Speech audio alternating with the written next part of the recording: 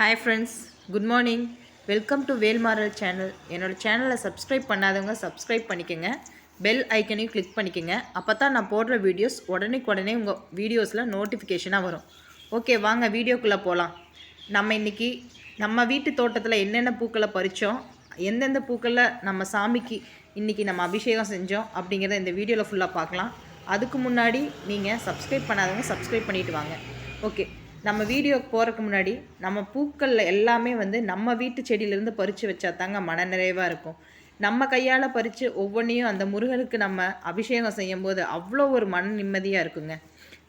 நம்ம வீட்டில் இருக்கிற பூக்களை கொண்டு சின்ன சின்ன நம்மளால் முடிஞ்சதை அந்த முருகனுக்கு செஞ்சோம்னா அந்த முருகன் கூப்பிட்ட குரலுக்கு ஓடோடி வருவாங்க.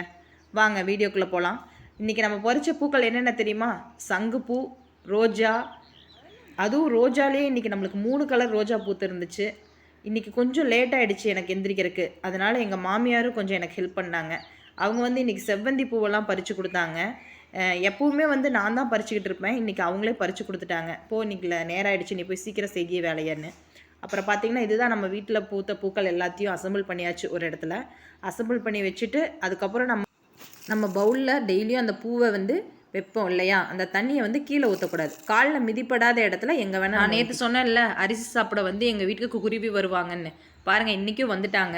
அவங்க இன்றைக்கி வீட்டுக்கும் வருவாங்க. இங்கே வெளியே மட்டும் அவங்க சாப்பிட்டு போக மாட்டாங்க. எங்கள் வீட்லேயே மொத்தமாக 3 இடத்துல கூடு கட்டியிருக்காங்க. ஸோ நான் கூடு கட்டினதை தனியாக ஒரு நாள் வீடியோ போடுறேன். இன்றைக்கி எங்கெங்கே வருவாங்கங்கிற இடத்த காமிக்கிறேன். ஃபஸ்ட்டு இந்த ஜன்னல்கிட்ட நிற்பாங்க. ஃபுல்லாக எங்கே யார் யார் இருக்காங்கன்னு பார்த்துட்டு போவாங்க.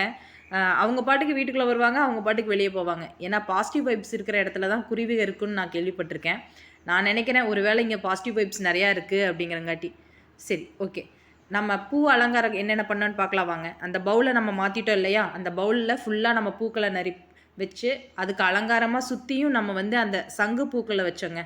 ஸோ இன்றைக்கி அந்த சங்கு பூவுக்கும் அந்த செவ்வந்தி பூக்கும் அவ்வளோ ஒரு அழகாக இருந்துச்சு. பார்க்கும்போதே ரொம்ப மன நிறைவாக இருந்துச்சு. உங்களுக்கு ஒரு யூஸ்ஃபுல் டிப்ஸ் ஒன்று நான் இன்றைக்கி சொல்கிறேன். எப்போயுமே மார்னிங் எந்திரிச்சிட்டா, ஏங்க இந்த மாதிரி கோல்டு சீசன்லலாம் உங்களுக்கு கோல்டு பிடிக்காதான்னு நிறைய பேர் கேட்குறீங்க. கண்டிப்பாக கோல்டு பிடிக்காதீங்க.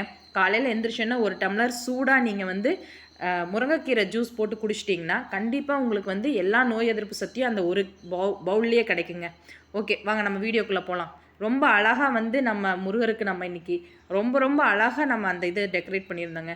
அதை கொண்டு போய் நம்ம முருகர்கிட்ட வைக்கும் போது அவ்வளோ அழகாக இருந்துச்சுங்க.